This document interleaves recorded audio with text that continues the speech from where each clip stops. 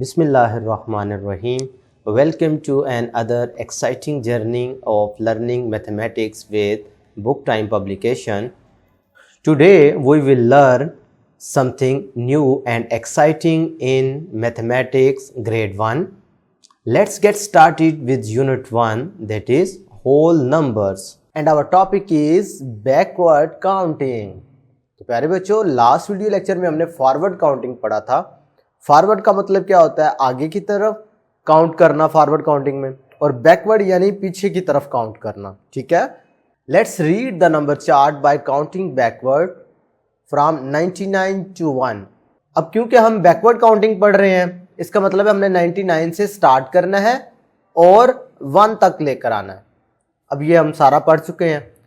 99, अब इससे पीछे आना है तो 98, पीछे आएंगे तो 97, उससे पीछे आएंगे तो 96, 95, 94, 93, 92, 91। अब ये नंबर की आइडेंटिफिकेशन आपको है, बस सिंपल कॉन्सेप्ट इसमें क्या है कि आपने बैकवर्ड पढ़ना है। 90, 89, अब ये पीछे की तरफ आ रहे हैं ना आप, 88 and up to so on. इसी तरीके से क्लियर है मेरी बात? ठीक है, एंड पे देखें।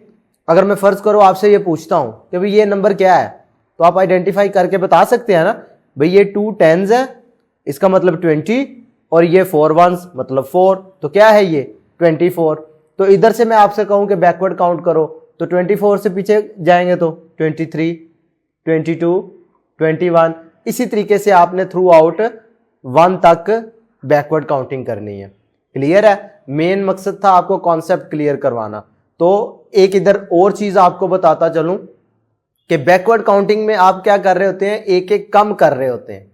फॉरवर्ड काउंटिंग में आप क्या कर रहे होते हैं, एक एक बढ़ा रहे होते हैं। क्लियर है? नेक्स्ट वीडियो लेक्चर में मिलेंगे। अल्लाह हाफिज।